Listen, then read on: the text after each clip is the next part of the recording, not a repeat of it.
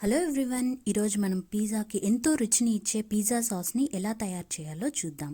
నేను చూపించిన విధంగా మీరు చేసినట్టయితే మీరు స్టోర్ నుంచి తెచ్చే ప్రిజర్వేటివ్ వేసిన పిజ్జా సాస్ని ఎప్పుడూ తెచ్చుకోరు. ముందుగా స్టవ్ మీద ఒక గిన్నె పెట్టుకొని అందులో వాటర్ పోసి హీట్ చేసుకోవాలి.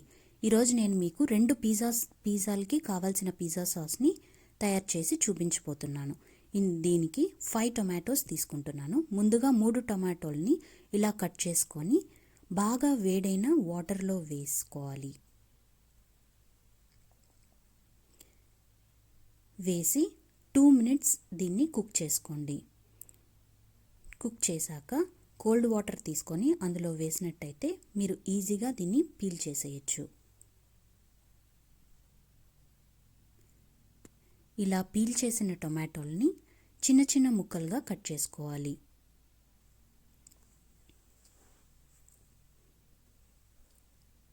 ఇప్పుడు మరో 2 టొమాటోల్ని తీసుకొని చిన్న చిన్న ముక్కలుగా కట్ చేసుకొని మిక్సీ జార్లో వేసి పేస్ట్ చేసుకోండి. పేస్ట్ చేసి పక్కన పెట్టుకోండి. ఇప్పుడు ప్యాన్ తీసుకొని అందులో ఆయిల్ వేసి పీల్ చేసిన టొమాటోల్ని ఇందులో వేసి సాట్ చేసుకోండి.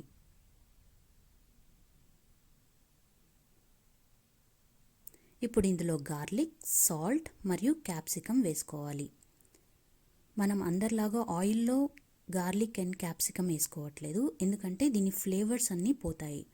ఇలా వేసుకున్నట్టయితే మీకు దీని ఫ్లేవర్స్ ఇందులోనే ఉంటాయి. ఇప్పుడు మూత మూసి కుక్ చేయండి.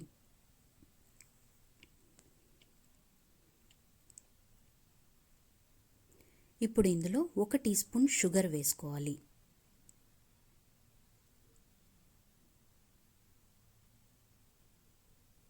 ముందుగా పేస్ట్ చేసుకున్న టొమాటో ప్యూరీని కూడా ఇందులో వేసి కుక్ చేసుకోండి.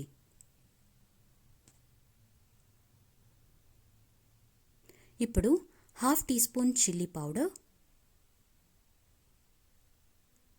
1/2 teaspoon basil powder, 1/2 teaspoon oregano వేసుకోండి. మీ దగ్గర పచ్చి బేసిల్ లేకపోయినా పర్వాలేదు, ఇలా వేసుకున్నట్టయితే ఫ్లేవర్ చాలా బాగుంటుంది. కుక్ చేసుకుంటే మన పిజ్జా సాస్ రెడీ. ఇప్పుడు ఒక గ్లాస్ బాటిల్ తీసుకొని దీన్ని స్టోర్ చేసి పెట్టుకున్నట్టయితే మీరు 2 to 3 వీక్స్ దీన్ని యూస్ చేసుకోవచ్చు. ఇలా ఎంతో రుచికరమైన పిజ్జా సాస్ని ఇలా తయారు చేసుకోండి. Thanks for watching.